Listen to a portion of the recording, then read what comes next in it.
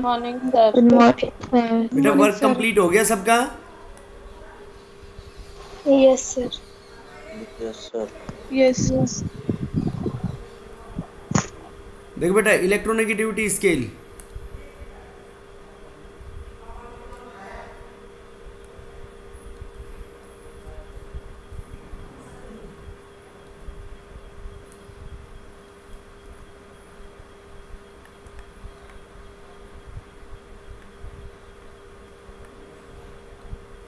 Sir हाँ बेटा।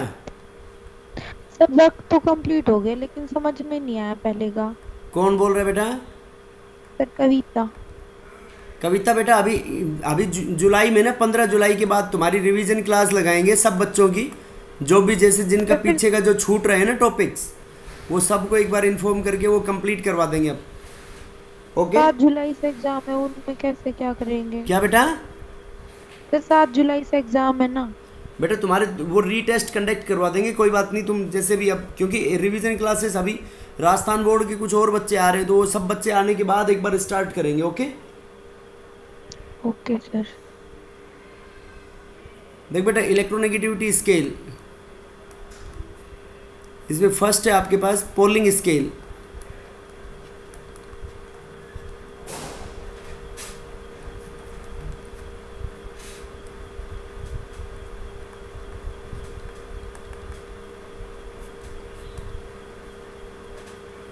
देखो बेटा, पोलिंग स्केल के अकॉर्डिंग जो ई एन है, ये ऐसे बताता है, E N difference between the two bonded atoms X ए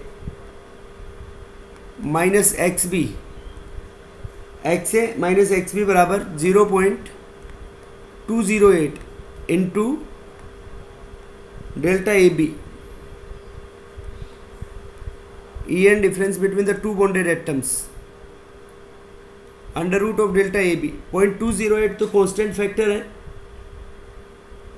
और ये जो ए बी है, A B is the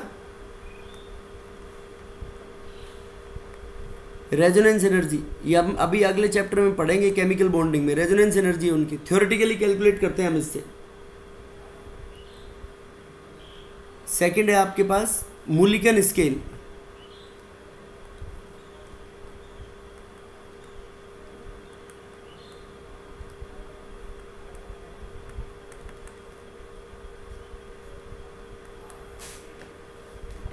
Mulliken scale के अंदर इलेक्ट्रोनेगेटिविटी वैल्यूज को कैसे एक्सप्लेन करता है, जैसे ये कोई भी एलिमेंट है, उसकी X electronegativity will be equals to I P ionisation potential plus electron affinity divided by 2। X equal to I P plus E A divided by 2, ionisation potential plus electron affinity divided by 2। इनकी जो average होगी आई P plus E ए की, वो क्या आ जाएगी आपकी? Electronegativity आ जाएगी। एक्स इज द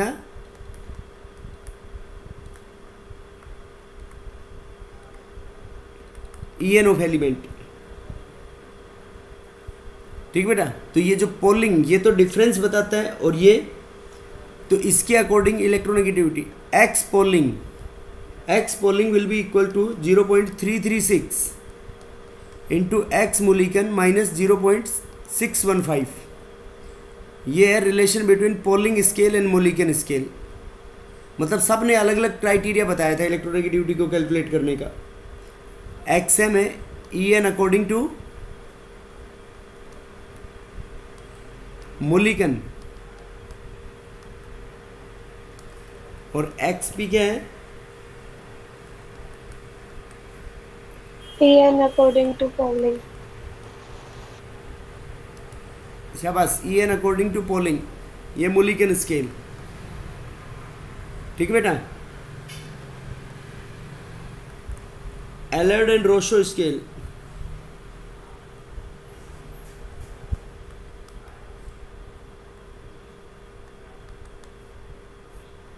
एलर्ड और रोशो स्केल के अकॉर्डिंग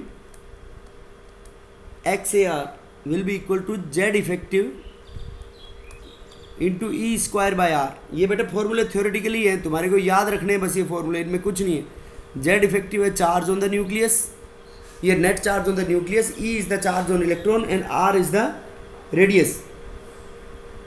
तो यहाँ से एक्स पोलिंग ये बराबर होता है 0.359 into x A are plus 0.744। ये पोलिंग के अकॉर्डिंग है बेटा, पोलिंग और एलर्ड एंड रोशो स्केल के बीच में रिलेशन। ठीक है बेटा। देखो जेड इफेक्टिव की टर्म्स में कैलकुलेट करता है कि न्यूक्लियस पे नेट चार्ज देखो बढ़ेगा तो ई एन बढ़ेगी या घटेगी? बढ़ेगी। इलेक्ट्रॉन्स के ऊपर चार्ज बढ़ेगा तो इलेक्ट्रोनेगेटिविटी बढ़ेगी, और डिस्टेंस आर, डिस्टेंस बढ़ेगा तो हमने इसकी पीरियोडिसिटी पढ़ी थी, साइज बढ़ेगी तो इलेक्ट्रोनेगेटिविटी कम होती है। Yes sir. और ये जो आई P plus E A by 2 ये तो जनरली मतलब इसकी टर्म्स में हो गया। अगर मतलब इलेक्ट्रॉन एफिनिटी और ये उसमें हो इलेक्ट्रॉन वोल्ट के अंदर, मतलब if E A and I P in electron volt, तो इसके लिए हम एक्स मुलिकन के अकॉर्डिंग निकालेंगे हम आई P plus E A divided by 5.6, I P plus E A divided by 5.6। ये कब यूज करेंगे? जब आई पी और ई ए किस में गिवन हो आपकी? इलेक्ट्रॉन वोल्ट के अंदर, इलेक्ट्रॉन वोल्ट। और किलो कैलोरी पर मोल हो if I P and E A kilo calorie पर मोल, तो एक्स मुलिकन बराबर हो जाएगा आई P plus E A divided by 2 into 62.5। इससे निकालेंगे बेटा आई P plus E A divided by 2 into 62.5। ये जब निकालेंगे जब किलो कैलोरी पर मोल में। ये थ्योरेटिकल फॉर्मूलाज है बेटा कुछ कैलकुलेट करने के लिए। जैसे इलेक्ट्रोनेगेटिविटी और इलेक्ट्रॉन एफिनिटी में हमने कंसेप्ट पढ़ा था ना, इलेक्ट्रोनेगेटिविटी तो क्या है? थ्योरेटिकल कंसेप्ट है, और इलेक्ट्रॉन एफिनिटी एक्सपेरिमेंटल कंसेप्ट था। तो ये थ्योरेटिकली ये वैल्यूज ऐसे कैलकुलेट की जाती है इन फॉर्मूले को। Net electron affinity, Z effective, इनकी टर्म्स में कैलकुलेट करेंगे हम। बेटा बोलो समझ में आया नहीं आया? ये है अपनी पास पीरियोडिक प्रॉपर्टीज। सबको क्लियर है या नहीं पीरियोडिक प्रॉपर्टीज? देखो कौन कौन सी पीरियोडिक प्रॉपर्टी पढ़ी हमने? Atomic size, ionization potential, electron affinity, electronegativity. Yes और no? Yes sir. Yes sir. Yes sir. बेटा बोलो सबको समझ में आई या नहीं आई? Yes sir. कितनी पीरियोडिक प्रॉपर्टी होगी? देखो Yes, sir. फर्स्ट क्या पढ़ी थी हमने? First is atomic atomic size. Atomic size. Second sir ionization enthalpy. Ionization enthalpy.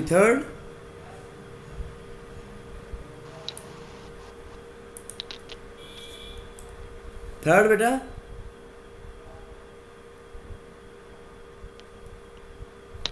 Electron gain enthalpy. Electron gain enthalpy.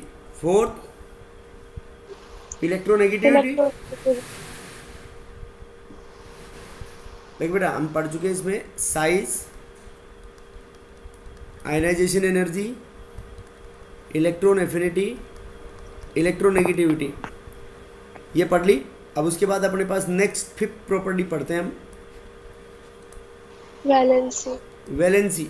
ये बहुत आसान है, तुमने 9th 10th क्लासेस में पढ़ी होगी और बहुत इंपॉर्टेंट भी है। वैलेंसी का मतलब क्या होता है? देखो वैलेंसी का मतलब होता है बेटा it is the combining capacity of element.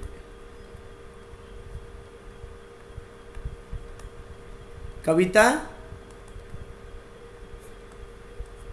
Yes sir. Combining capacity का मतलब क्या होता है बेटा? बताइए, आसान सी बात है बेटा, ये तो समझ में आनी चाहिए। कंबाइनिंग कैपेसिटी का मतलब होता है कि एक एलिमेंट कितने अदर एलिमेंट्स के साथ, एटम्स के साथ जुड़ सकता है, उसको बोलते हैं हम उसकी कंबाइनिंग कैपेसिटी। ठीक है बेटा? ठीक है सर। एक एलिमेंट कितने एलिमेंट्स, अदर एलिमेंट्स के साथ जुड़ सकता है, उसको क्या बोलेंगे? उसकी हम बाइंडिंग कैपेसिटी। कंबाइनिंग कैपेसिटी और एलिमेंट। वैलेंसी। अब देखो इसमें पहले अलग अलग कंसेप्ट्स थे।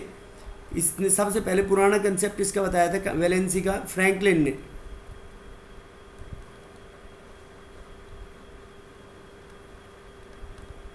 ओल्ड कंसेप्ट,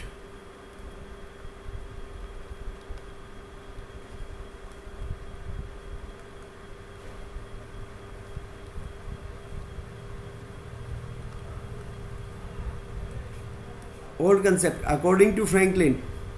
फ्रैंकलिन के अकॉर्डिंग ओल्ड कंसेप्ट क्या था इसका कि विद रेस्पेक्ट टू क्लोरीन और हाइड्रोजन, क्लोरीन और हाइड्रोजन के रेस्पेक्ट में वैलेंसी क्या होगी बेटा? 1 होगी। मतलब वैलेंसी इसके according, valency is the number of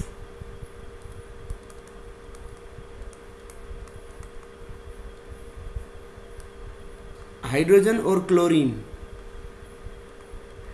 valency is the number of hydrogen और chlorine are combined with the element.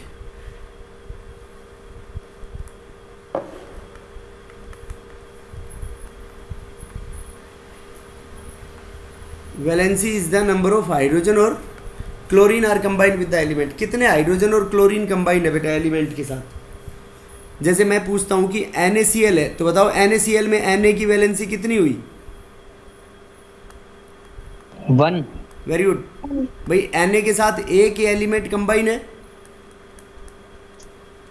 तो NaCl में Na की वैलेंसी होगी आपकी 1। MgCl2 है, 2 मैग्नीशियम की 2। कविता समझ में आ रहा है? Yes sir. AlCl3 में बता फिर Al की वैलेंसी कितनी हुई? 3। कविता बता बेटा। सर 3। अरे बता, समझ में आया है तो? Yes sir. बेटा AlCl3 में Al की वैलेंसी कितनी हुई? 3 सर 3। 3। SiCl4 में? सर 4। सर 4। Si की 4। समझ गए बेटा कैसे पता लगाया? Yes sir. देखो Yes, ऐसे ही sir. हाइड्रोजन के रेस्पेक्ट में, हाइड्रोजन के रेस्पेक्ट में देखो NaH इसकी क्या बन जाएगी? MgH2। एल्यूमिनियम की क्या बन जाएगी? AlH3। Si की बन जाएगी SiH4। तो वही इसमें 4 होगी वैलेंसी। 3 2 1। Okay okay sir. बेटा बोलो समझ में आया नहीं आया? Yes sir. आ गया। Yes sir. Yes sir. देखो PCl5 के अकॉर्डिंग P की कितनी होगी बेटा? 5। 5 और PCl3 के अकॉर्डिंग 3 pH5 के अकॉर्डिंग, ये pH5 नहीं सॉरी pH3 के अकॉर्डिंग 3 H2S में H सल्फर की 2 H2Cl2 में सल्फर की। देखो 2 सल्फर के साथ 2 क्लोरीन, तो 1 सल्फर के साथ कितना हुआ? 1। HCl2 में 2 बोलो बेटा। सर H2Cl2 में 1 कैसे हुआ? बेटा 1 सल्फर के साथ 1 क्लोरीन ही हुआ ना। 2 सल्फर के साथ 2 क्लोरीन, तो 1 सल्फर के साथ कितना हुआ?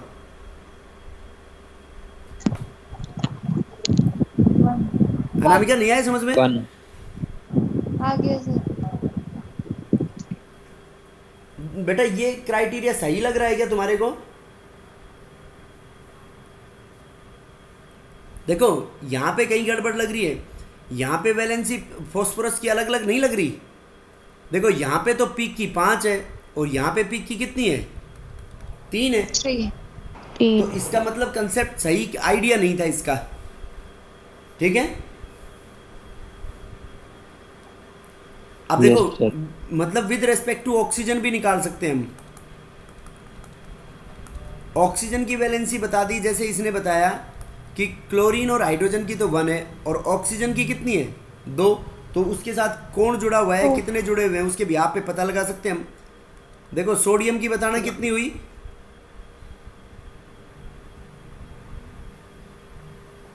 1 बेटा 2, एक ऑक्सीजन की 2 है तो 2 सोडियम है तो 1 होगी ना, 2 कैसे होगी उसकी?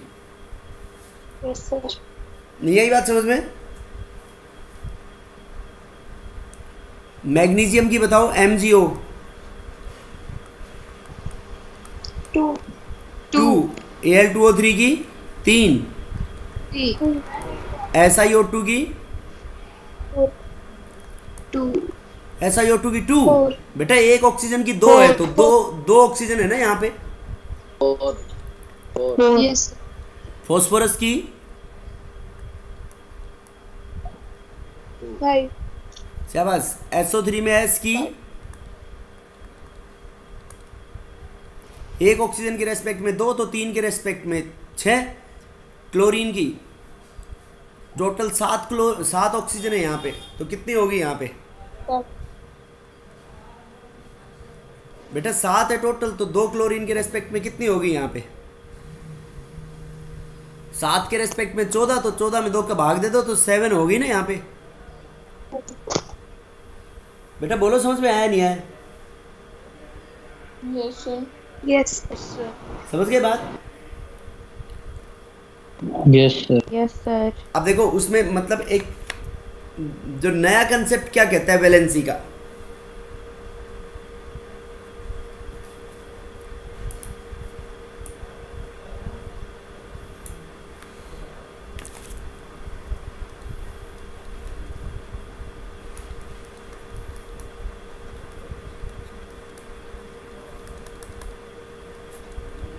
देखो बेटा new concept, this concept is based on electronic configuration.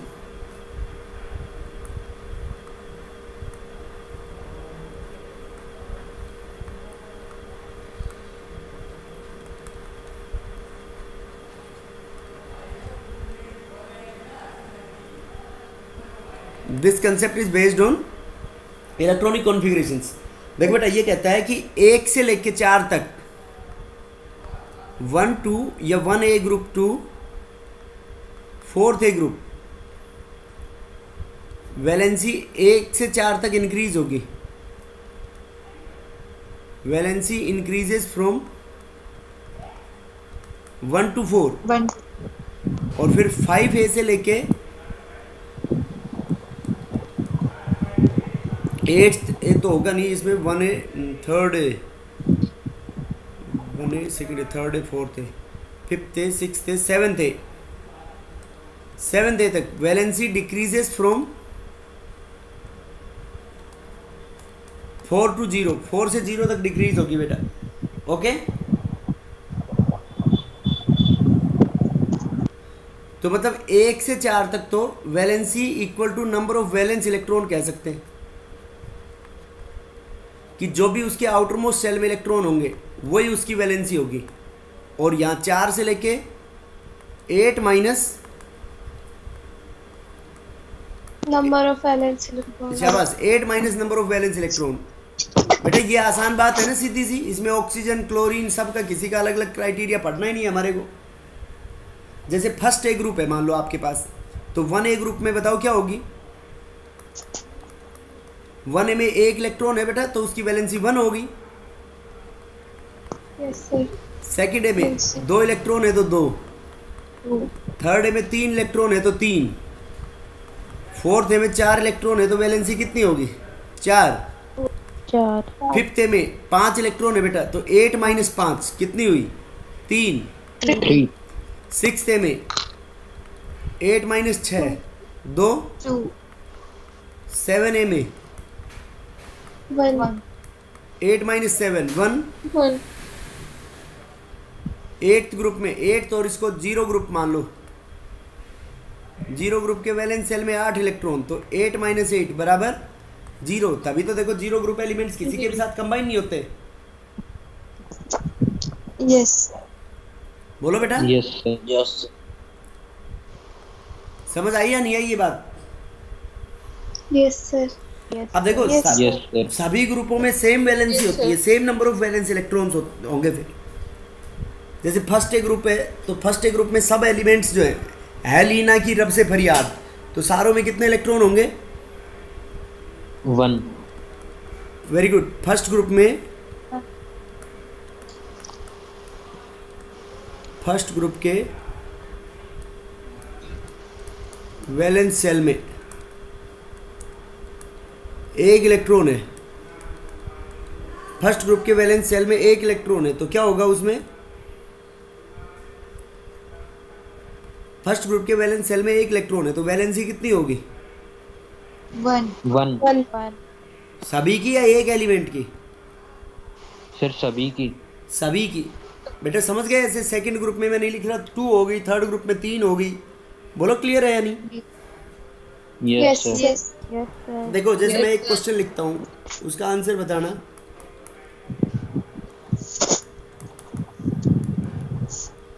बेटा which is odd with respect to valency?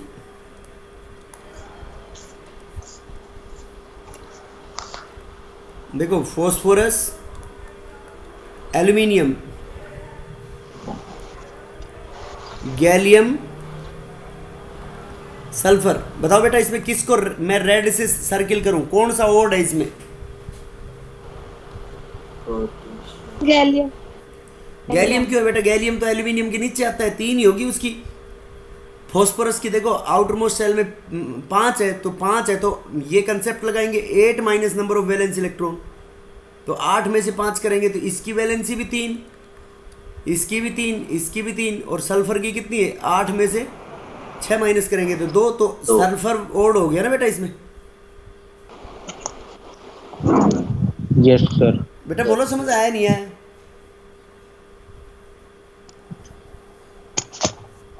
Yes sir. अरे बोलो भाइयों, समझ में आया नहीं आया ये yes concept? Sir. Yes sir. बता दोगे ऐसे? Yes sir. देखो बेटा, विच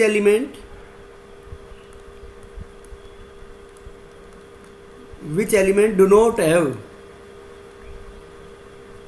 वैलेंसी इक्वल टू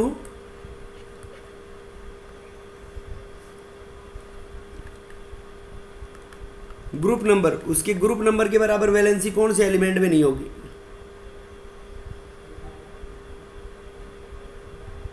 बोलो बेटा। देखो सल्फर, जीनोन,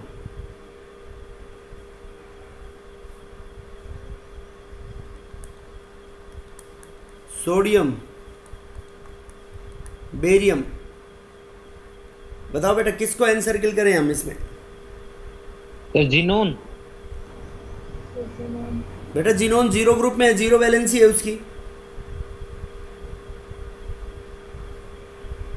यस सर। और बताओ?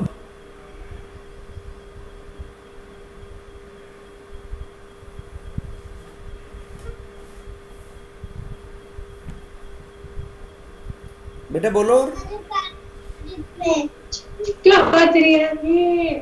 अनामिका बोल बेटा। पागल है। बेटा, बेटा पायल, पायल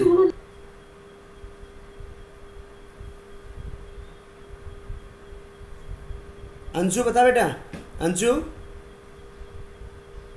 सोडियम। बेटा सोडियम फर्स्ट ग्रुप में फर्स्ट ही होगी, 1 ही होगी उसकी वैलेंसी। बेरियम सेकंड ग्रुप में 1 ही होगी। बेटा सल्फर की ग्रुप के नंबर बराबर नहीं है ना, सल्फर 16th ग्रुप में आता है, तो 16th ग्रुप की वैलेंसी कैसे निकालेंगे हम? देखो 16th ग्रुप में उसके बराबर है क्या उसकी वैलेंसी? उसके वैलेंस सेल में 6 इलेक्ट्रॉन हो गए, तो 8 माइनस 6 करेंगे तो 2 आएगी ना वैलेंसी, तो ग्रुप नंबर के बराबर आई क्या उसमें? No sir. बेटा नहीं आया समझ में बात?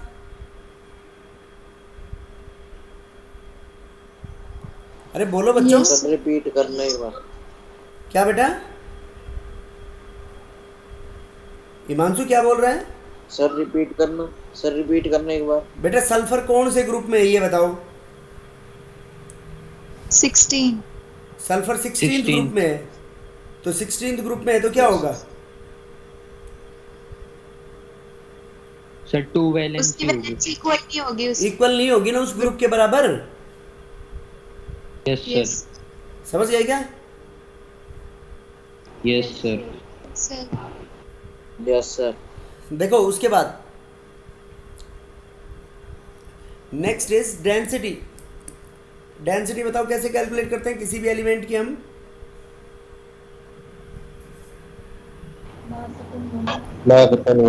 डेंसिटी बराबर शाबाश मास अपॉन वॉल्यूम. तो बताओ बेटा डेंसिटी कैसे वेरी करेगी?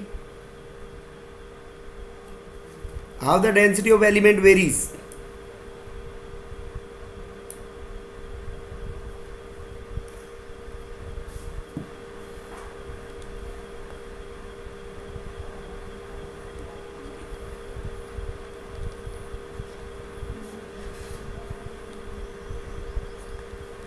Density depends on different parameters.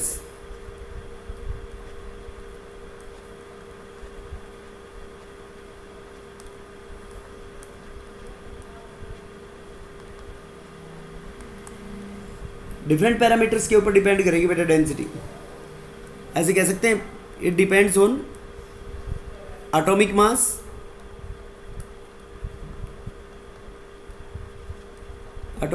और एटॉमिक वेट पे डिपेंड करेगी. और बताओ बेटा किस पे डिपेंड करेगी?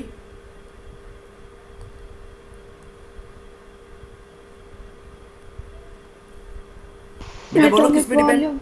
किस पे? Atomic volume. Atomic volume. मतलब वॉल्यूम को हम ऐसे कह सकते हैं साइज की टर्म्स में, atomic size.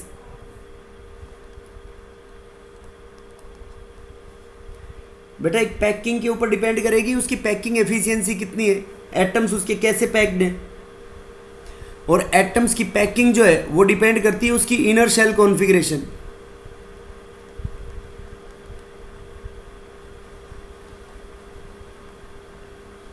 Atoms tightly packed होंगे तो कम वॉल्यूम ऑक्यूपाई करेगी ना बेटा. Yes sir. Yes sir. Yes, sir. उसकी केमिकल बॉन्ड स्ट्रेंथ के ऊपर भी डिपेंड करेगी. ये डिफरेंट फैक्टर्स हैं जिनके ऊपर डेंसिटी डिपेंड करेगी बेटा. समझ में आया नहीं आया? Yes, sir. अब देखो इसकी पीरियोडिसिटी.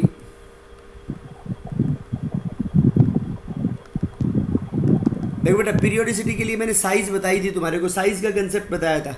बताओ पीरियड के अंदर, इन अ पीरियड. देखो पीरियड में एस से डी ब्लॉक की तरफ जा रहे हैं हम, तो साइज कम होती है बेटा. यस. तो साइज कम होगी तो बताओ डेंसिटी पे क्या फर्क पड़ेगा?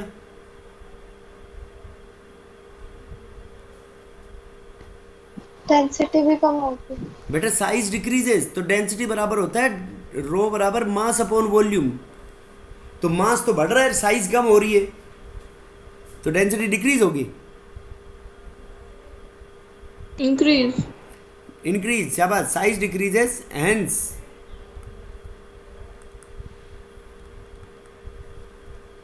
Density increases from S block D block to D block middle. D block के बीच तक तो बढ़ेगी, और फिर डी ब्लॉक के मिडिल के बाद याद करो मैंने एक लेंथेनाइड कॉन्ट्रैक्शन पढ़ाया था फिनोमिनन, और ये इलेक्ट्रॉन की पेयरिंग स्टार्ट हो जाएगी. पेयरिंग स्टार्ट होगी तो रिपल्शंस बढ़ेंगे, रिपल्शंस बढ़ेंगे तो साइज बढ़ जाएगी, तो साइज बढ़ जाएगी तो डेंसिटी क्या हो जाएगी?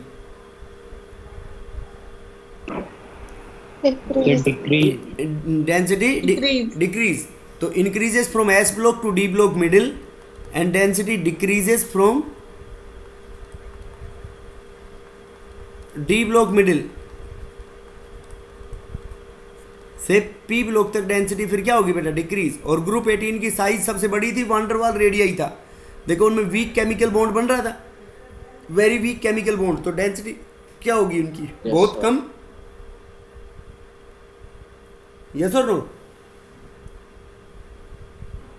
Yes sir. अरे बोलो भाई. Yes, sir. ग्रुप के अंदर बताओ.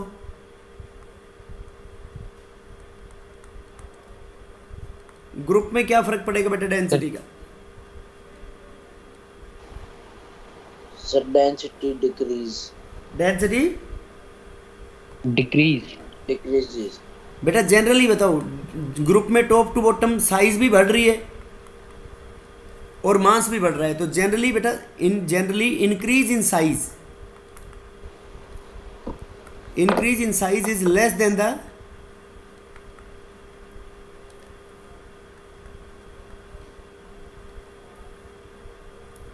increase in size is less than the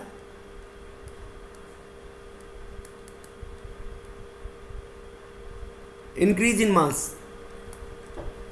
Generally increase in size is less than the increase in mass. mass में इंक्रीमेंट क्या होगा बेटा? कम होगा, समझ गए बात? Generally increase in size is less than the increase in mass. Hence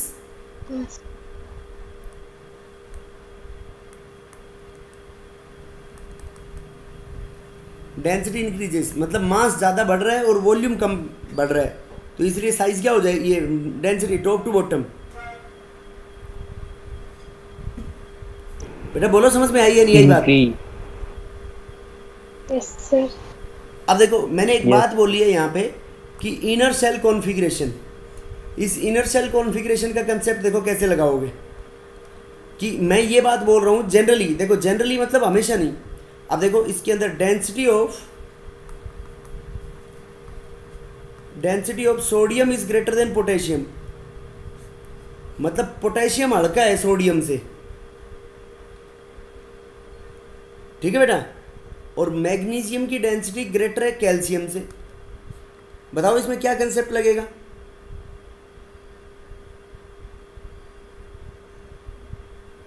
देखो बेटा इसमें क्या कंसेप्ट लगेगा कि सोडियम जो है, सोडियम और पोटेशियम में से पोटेशियम जो है, पोटेशियम के अंदर कितने इलेक्ट्रॉन आएंगे, कितना एटॉमिक नंबर है पोटेशियम का?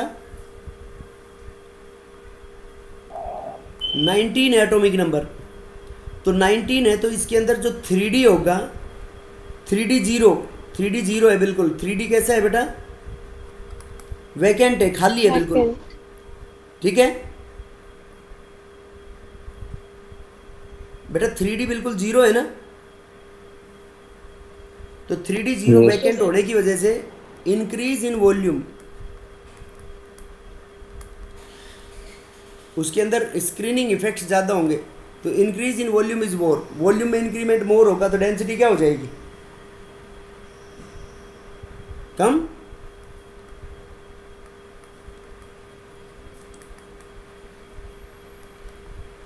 Increase in volume is more hence density is less. ऐसा सेम रीजन उसके अंदर आएगा बेटा कैल्शियम के अंदर।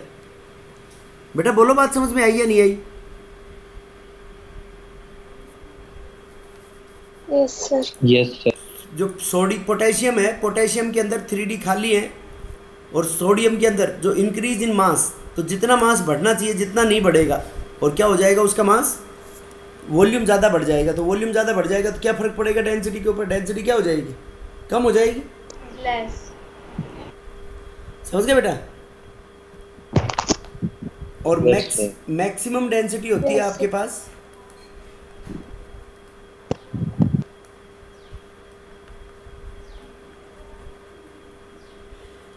इरिडियम और ओस्मियम की लगभग बराबर होती है। तो इरिडियम की होती है 22.63 ग्राम पर सेंटीमीटर क्यूब, और ओस्मियम की होती है 22.60 ग्राम पर सेंटीमीटर क्यूब। बराबर सी है ना बेटा, लगभग 0.03 का फर्क है। यस और नो? अरे बोलो क्लियर है या नहीं? Yes sir. Yes sir. देखो इसमें बताओ डेंसिटी का ऑर्डर क्या होगा? है नहीं, अगर कर क्या होगा बेटा इसमें? देखो top to bottom noble gases हैं सारी, तो top to bottom increase in mass is more than the increase in volume, तो डेंसिटी क्या हो जाएगी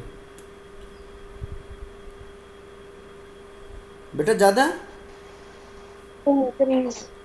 ये डेंसिटी का ऑर्डर है। अब देखो मैंने एक वो लेंथेनाइड कॉन्ट्रैक्शन का कंसेप्ट बताया था, वो लगाना इसके अंदर। देखो अब तो मैं बता रहा हूँ तुम्हारे को, बाकी एग्जाम में गिवन थोड़ी होगा ऐसे। टाइटेनियम, जिरकोनियम और ओफनियम, ये तीनों ग्रुप थर्ड ग्रुप के मेंबर हैं। बताओ इसमें सबसे ज़्यादा किसकी होगी डेंसिटी?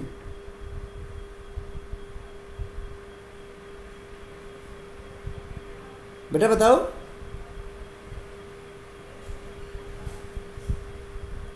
टाइटेनियम, जिरकोनियम और ओफनियम। बेटा जिरकोनियम की ज़्यादा होगी और ओफनियम की बहुत ज़्यादा होगी। ओफनियम की बहुत ज़्यादा क्यों है? Because of lengthened contraction. शाबाश। Lanthanide connection. ओफनियम का एटॉमिक नंबर 72 था ना बेटा, लेंथनम के बाद सीधा। तो लेंथनाइड कॉन्ट्रैक्शन की वजह से साइज बहुत ज़्यादा कम हो जाएगी, और साइज बहुत ज़्यादा कम होगी तो क्या हो जाएगा? मास बढ़ेगा, तो डेंसिटी के ऊपर क्या फर्क पड़ेगा? बेटा डेंसिटी कम हो जाएगी ना। भाई इसमें सबसे हल्का कौन होगा? टाइटेनियम। देखो जिरकोनियम, टाइटेनियम के बाद टाइटेनियम का एटॉमिक नंबर कितना था? 22। ZR का कितना था? 40। और ओफनियम का था 72। तो देखो 40 और 72 के बीच में ओफनियम जो है, ओफनियम के अंदर 4 ऑर्बिटल्स भरे गए या नहीं पूरे? लेंथनाइड कॉन्ट्रैक्शन मतलब 4f14 फुली फिल्ड। For तो फुली फिल्ड की वजह से साइज कम हो जाएगी, तो डेंसिटी क्या हो जाएगी? जिरकोनियम की कम हो जाएगी as compare to hafnium. Greater than मतलब बहुत ज़्यादा, और वो बहुत ज़्यादा किसकी वजह से हुआ? Because of lanthanide contraction. lengthened contraction. बेटा बोलो समझ में आई है नहीं आई बात? Yes Yes, sir. sir. Yes. उसके बाद देखो एक term melting point.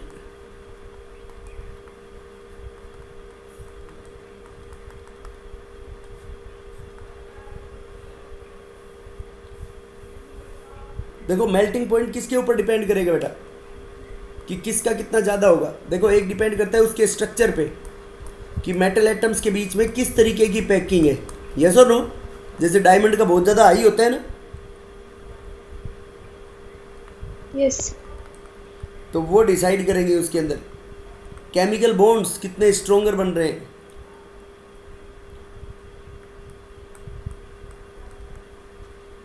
Bond energy, ये डिफरेंट पैरामीटर्स हैं जिनसे हम ये पता लगा सकते हैं कि मेल्टिंग पॉइंट सॉलिड के क्या फ़र्क पड़ेगा मेल्टिंग पॉइंट्स के ऊपर।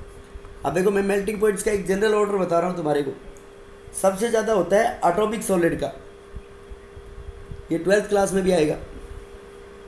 सबसे ज़्यादा मेल्टिंग पॉइंट है बेटा एटॉमिक सॉलिड। कोई एग्जांपल बताएगा एटॉमिक सॉलिड का?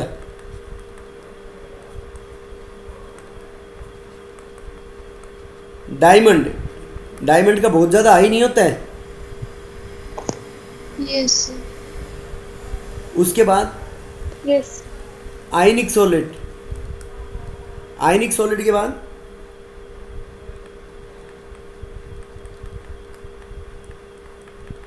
मेटेलिक सॉलिड, और मेटेलिक सॉलिड के बाद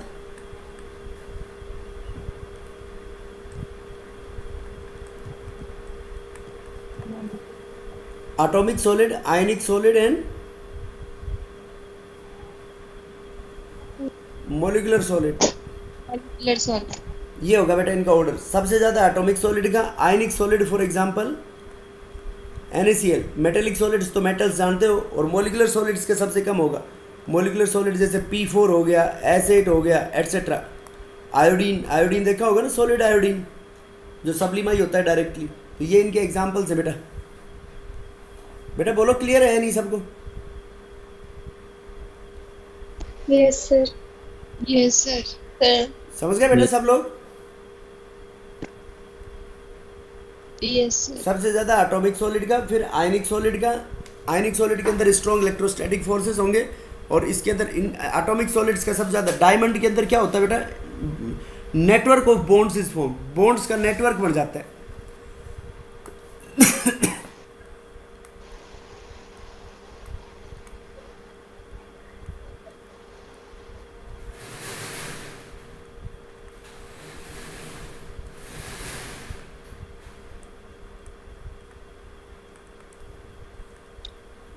network of bonds is form, और बॉन्ड्स का नेटवर्क बढ़ जाएगा तो उसका ये मेल्टिंग पॉइंट क्या हो जाएगा? बहुत ज़्यादा हाई हो जाएगा।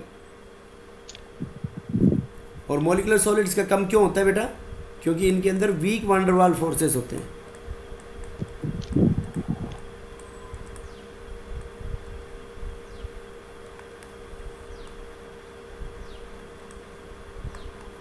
ये कंसेप्ट लगेगा, इसकी वजह से होता है ये।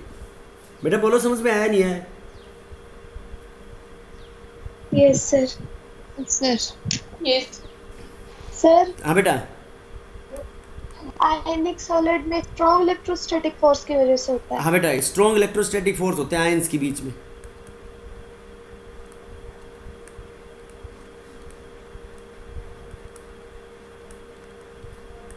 मेटेलिक में भी इलेक्ट्रोस्टैटिक फोर्सेस ही होते हैं बेटा एक तरीके के, लेकिन आयनिक सॉलिड्स के अंदर ज़्यादा स्ट्रोंगर होते हैं, तो इसलिए उनका मैक्सिमम का जो मेल्टिंग पॉइंट्स होते हैं वो क्या होते हैं, ज़्यादा होते हैं।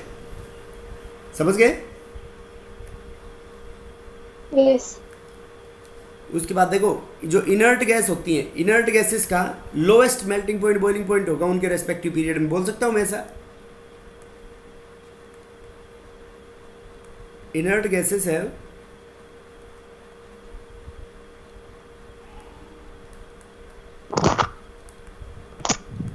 Lowest melting point and boiling point helium.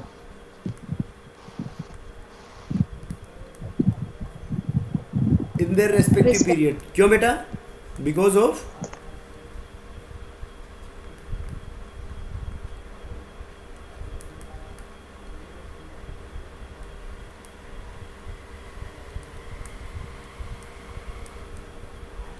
Of weak van der Waals forces. उनके बीच में वंडरवाल फोर्सेस क्या होंगे बेटा? वीकर होंगे। बोलो क्लियर है या नहीं बात? वही। यस अरे बोलो, समझ में आया नहीं आया? Yes sir. Yes, sir. Highest melting point किसका होता है मेटल्स में, बताओ?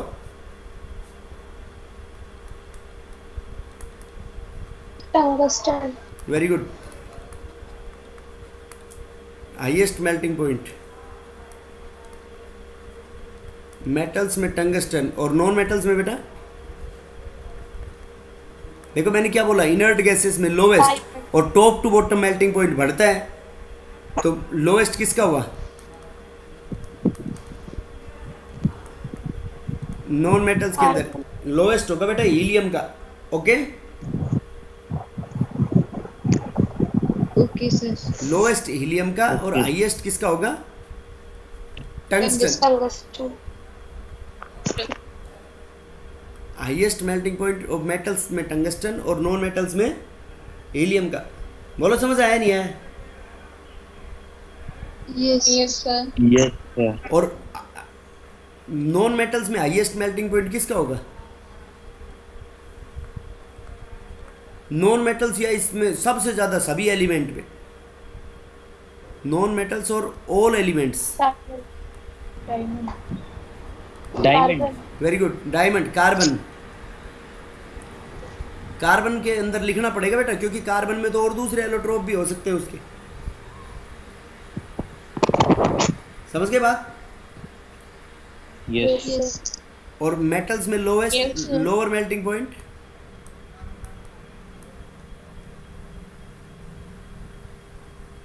नहीं, ये हाईएस्ट नॉन मेटल्स में हीलियम का थोड़ी लोवेस्ट होगा हीलियम का, तो नॉन मेटल्स में हाईएस्ट मेल्टिंग पॉइंट तो वो उधर लिख दिया हमने।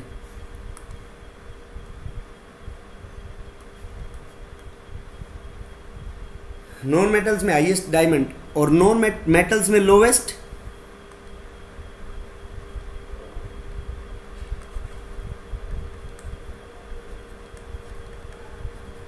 मेटल्स में लोवेस्ट किसका होगा बताओ बेटा?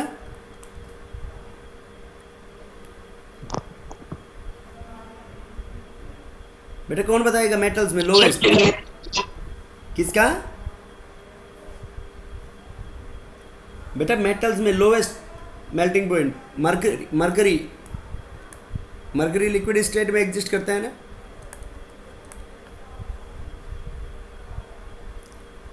अरे बोलो समझ आया नहीं आया? Yes sir. और Yes. नॉन मेटल्स में लोवेस्ट हीलियम। Very good.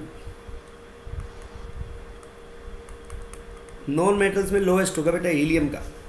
अब इसके बाद और भी इसमें चैप्टर में डिफरेंट पैरामीटर्स है, बट ये तुम्हारा जो बोर्ड के लेवल का चैप्टर है बेटा ये कंप्लीट हो गया है। अब इसमें कुछ एक्स्ट्रा कंसेप्ट्स है, कंपटीशन एग्जाम्स में आते हैं वो, that we are going to discuss tomorrow.